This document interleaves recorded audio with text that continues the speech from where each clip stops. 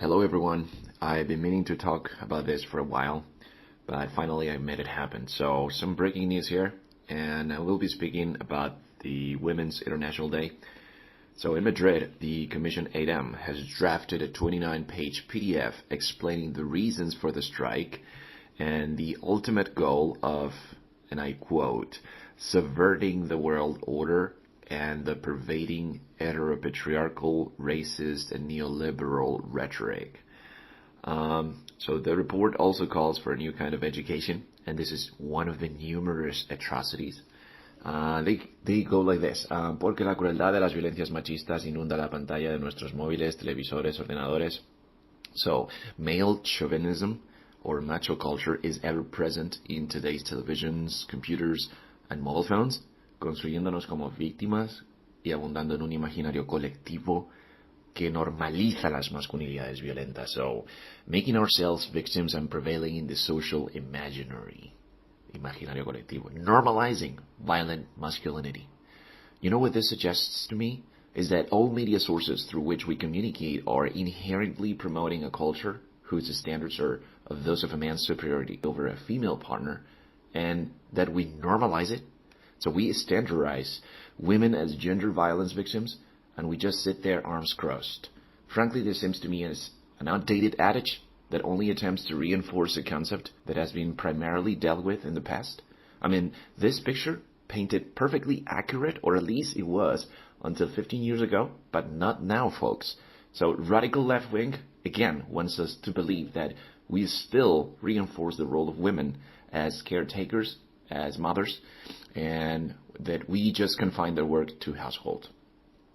And then they go like this. They say, porque la mayoría de los medios de comunicación realizan un tratamiento amarillista y morboso de los casos de violencia contra las mujeres sin considerarnos sujetos de derecho y sin asumir su responsabilidad en la lucha contra las violencias machistas, a la vez que fomentan otros estereotipos xenófobos y racistas. So, alright. So, now you are shifting the argument. Now you're making the argument based on the intrinsic value of a woman not be considered as a woman of right. And then you're talking about the level to which the situation affects in the same fashion to xenophobia, which, in other words, translates as an irrational dislike or fear of people from other countries. Okay, so gender violence incentives hatred against foreigners. That's a new one, seriously. So my idea here is that when media is tagged as amarillista, and when it comes to, gender violence, I think that there are already campaigns that have proven to be successful. But this is true, and less is known about media proving efficient in reducing violent behavior. Some experiments carried out in other countries. In the United States, for example, Men Can Stop Rape runs a public education campaign for men and boys with a message that goes, my strength is not for hurting. And the campaign materials highlight how men can be strong without overpowering others and aim to redefine masculinity. Our strength is not for hurting, so when men disrespect women, we say that's not right. Men can stop rape. Show your strength. Stand up. Speak up. For more information, visit ncicasa.org. As I see it, violence, in any sense of the word, towards women is unacceptable, and being a masculine does not mean being violent. So those are two different language notions that should be understood differently. And then they say, okay, porque la mayoría de los medios de comunicación realizan un tratamiento amarillista y morboso de los casos de violencia contra las mujeres. It is morbid. It is insane that media is letting us know about gender violent cases. Amarillista. Hijos de puta. But at the same time, we feminists want you to listen to us. We want tougher and longer sentences for murderers. Okay, I agree to some extent to that. Do you remember the teacher being killed in Huelva, the murderer called Bernardo Montoya? He first entered in jail in 1994, and then he was released in 2018 after having served 17 years of a 22-year sentence for murder. So he killed an 82-year-old woman with a machete in her house. I don't know about you, but it seems to me that 17 years would have been enough to deter a person from killing again. Yet, this was not the case, and he was a convicted criminal who reoffended. So does that mean that lengthy sentences are the solution? Bernardo Montoya was a case of a person that justice awkwardly failed to stop. And psychological checkups were either non-existent or he was just a cunning bastard that managed to get away with the system. So had he been genuinely institutionalized, the Laura Luelmo's case would have turned out completely different. None of us here would have had to digest some bitter truth of life. That is the paradox of death. Those who mourn the death are alive, so we can either hold into sadness or turn that loss into something meaningful. Time is not the answer to stop a potential criminal, yet there is a blindly obvious conclusion that can be drawn, and men tend to be more violent than women. We all know about this. There's something that I can't help but wonder. What would they say, these people behind this movement, about Pilar Baeza, the woman who is running for office in Ávila with Podemos, who 2 days ago claimed that the reason we know about her revelation is due to the fact that she refused to yield to blackmail, federal chantaje, which goes to suggest that had she left her career as a politician, we would have never heard of her bone-chilling past murder. Oh, she's so bold. She's so audacious. Because she refused to yield to blackmail. This is hilarious. So to put you into perspective, Baeza participated in the murder of a young man named Manuel Lopez when she was 23 years old. The victim was shot dead by Baeza's boyfriend and a friend who used a weapon that Baeza took from her parents' gun store. So she had told them that the victim had raped her, although this claim has never been proved in court. In fact, I did my own research on Manuel's take on this matter, and according to him, she is a pathological liar, and his brother never raped her. So the reason she came up with such an insidious lie is because she is aware that this is the only way she may somehow justify her atrocious murder. So Baeza was charged with a third-degree murder and sentenced to 30 years behind bars for the crime. After that, she was sent to Brieva Penitentiary in Ávila, where she served 7 years and was released. Nearly 3 decades later, after building a new life for herself in Ávila and getting into politics, her past has come back to haunt her. And she states, "I am being lynched as a person. I'm probably as a woman as well. Give me a break." So let's put it the other way around. A man claiming that he is being lynched as a man for killing someone. To me, that sounds even awkward. But, this does not come as a surprise to me. This is what leftists do. And let's just take advantage of the situation and let's behave in a way that suggests that one has higher standards because of gender identity, because of being a woman. And you know what this is called? This is called being double-faced. Remember that the people behind this case are the ones complaining about the short-lived sentences for the rape in Malaga. Pablo Fernández, the Podemos Secretary General in Castilla-León region, is who now says, Pilar is the best example of social rehabilitation. He's obviously a douchebag. And just like the party he represents, by stating these things, he proves to be crooked and he proves to be hypocritical. So these are the same people who endorsed that the rape sentence the people in Pamplona got was too short and that they deserved 30 years. So this brings about the very instance where protests rose around Spain due to the verdict in 2018 regarding the 18-year-old woman who was assaulted at a bull ring festival in Pamplona. She was gang raped by 5 men who referred to themselves as de manada. The word was claimed by feminists and women's rights groups as a term to explain one of the aspects of machismo in Hispanic and Latino communities. The men were convicted of assault and were given prison sentences for 9 years, rather than being prosecuted of rape, which would have resulted in 23 years in prison. In addition, they had to pay her 50,000 euros. So many people, and me in particular, women's rights activists and feminists believed that they should have been convicted of rape. And to make the matters even worse, the same court that convicted the 5 friends for the sexual abuse agreed to release them on bail of 6,000 euros last year while they await a final ruling of the decision. So at the same time, the men must report to the court 3 times a week. They are not allowed to enter the community of Madrid, where their young victim lives, nor contact her in any way. Their passports had also been taken away, as they are forbidden from leaving Spanish territory. I am in the same line of thought. I mean, this decision is absolutely disgraceful. Just after 2 years being in jail, like being released on bail. But, again, questioning judicial deliberation will take us nowhere, despite thinking that the judiciary system is, under my view, is flawed and is biased and needs to be urgently modified by any means necessary. And I don't really want to draw any analogy between two totally different crimes, but, we're talking about a case, the Pilar Baez's case, which was a deliberate, premeditated killing motivated by malice and evil. And the same people that support her in this movement wants tougher sentences for rapists. Now they are saying that, now they are claiming that we are supposed to forget and let go because you're a woman? I mean, stop bullshitting me. I mean, this is going off the rails.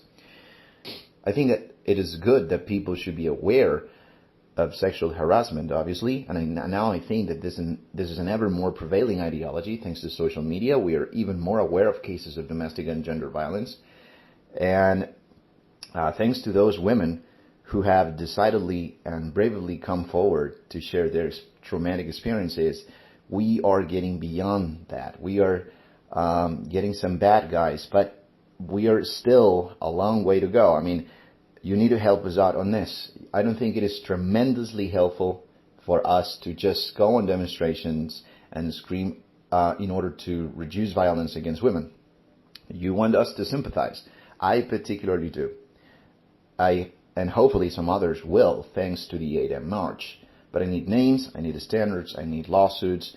I need to know whether those men who intimidate are going anywhere beyond the limits of a healthy relationship.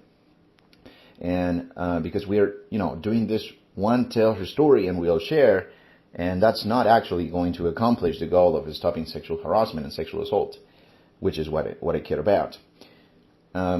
So, it goes without saying that women have been coming forward with their stories for quite a while now. And I don't think that this is anything groundbreaking. Many sexual-related cases have been thoroughly investigated and kept under scrutiny and severely punished at times. I mean, take the case of Kevin Spicer, who got his career in the House of Cards ruined, literally, because of this incident that emerged out of nowhere. So I think that hashtag campaigns are particularly valuable and certainly help to awareness raising. Nonetheless, not the best solution to stop potential murderers. So what I believe, the difficult thing is, I believe, and it is the root of all evil, is how to determine the profile of a killer or a potential killer. Forensic experts in Spain and all over claim that there is not a single profile of a potential murderer, yet there are common patterns associated with them. And there have been hundreds of experiments in this area. Dr. Michael Stone at Columbia University in 2007 conducted an experiment in 57 women and 59 men, focusing on the regions of the brain that are called the amygdala and the orbital frontal area.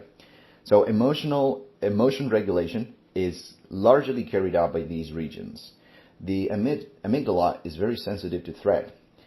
Basically takes all the information that comes into your brain and makes one decision. It modulates the cognitive process to conceive if a situation is threatening or not. The orbital frontal region reads that signal and decides how to respond. And here is where brains of men and women have a startling difference. The orbital frontal region is relatively smaller in men than women. So men have less capacity to inhibit an impulse to attack or to perform an act of aggression. Women are more capable of controlling aggression than men. Is this a justification for men's act of violence? Of course not. Nevertheless, it is a restricting factor that gives us an indication that we can't fight against our nature. It's an indication that the solution is not gender-like, but variable depending subjectively on the individual. So in addition to this, herein I quote some lines from a paper published in 2016 called Domestic Homicide, Neuropsychological Profiles of Murderers Who Kill Family Members and Intimate Partners. And in this study, you can see the following statement. In light of previous findings regarding the neuropsychological differences between murderers who kill impulsively versus murderers who kill their victims in a a strategically planned and premeditated fashion, we hypothesized that offenders who commit a spontaneous domestic homicide involving an unstaged and unplanned homicidal act that is typically precipitated by an stressful event manifest more neurocognitive dysfunction relative to other types of murderers. So offenders who committed spontaneous domestic homicide were more psychiatrically and cognitively impaired but less violent by history. And these findings corroborate the notion that spontaneous domestic homicide may represent a discernible criminological phenotype. Most gender violence offenders have antisocial personality disorder, with only 1 in 6 having this diagnosed. They tend to be highly narcissistic attention individuals or obsessively jealous lovers.